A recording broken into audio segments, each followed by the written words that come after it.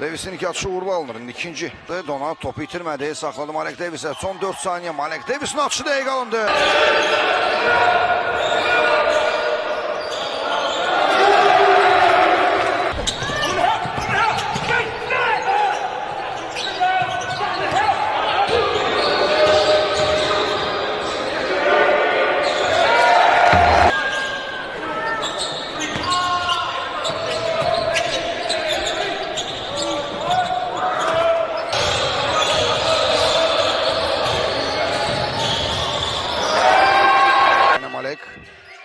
Malek 3 qallığı yoxlayacaq Malek. Top səbətdən keçir.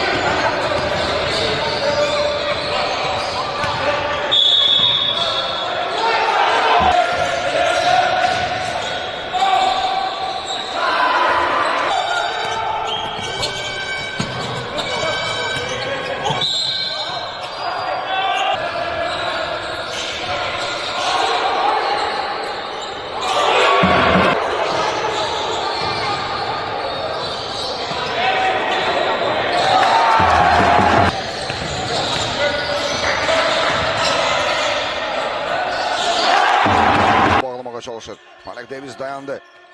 İsmail'in önünde içeri girir. 2 qallıq atış. Top səbətdən keçir Malek.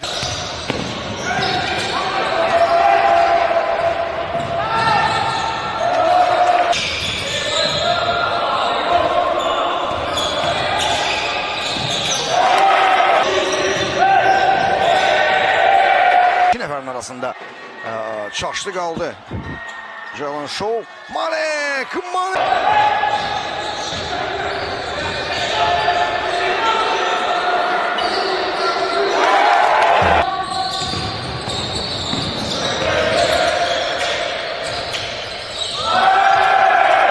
Ötürmədə səhv dayandıracaq açısından Malek Davis girdi araya. Atışı dəqiq alındı.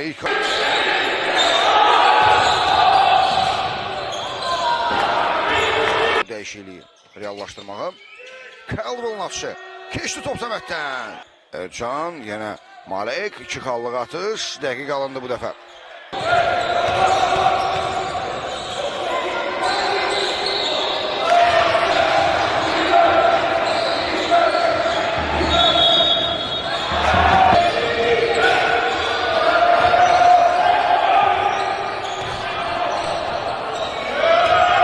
Atmadı 3 qallıq. Geri ötürmə. Malek Davis. 2 Domyen önündədir. Malek girdi səbət altına. Atışını etdi. Top səbətdən keçir.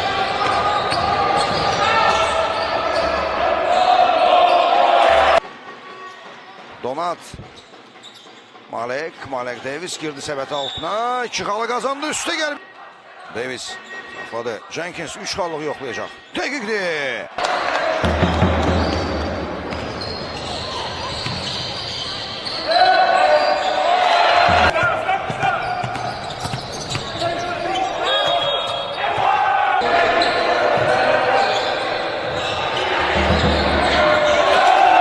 Foul da yox idi. Hakim bildirir ki, heç nə yoxdur.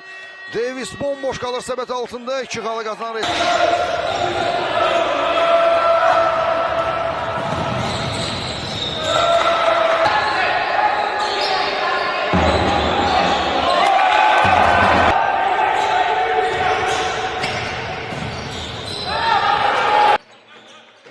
Malek Davis girdi içeri, səbət altında. Önündə heç kim yoxdur. 2 qallıq atış. Dəqiq alınır.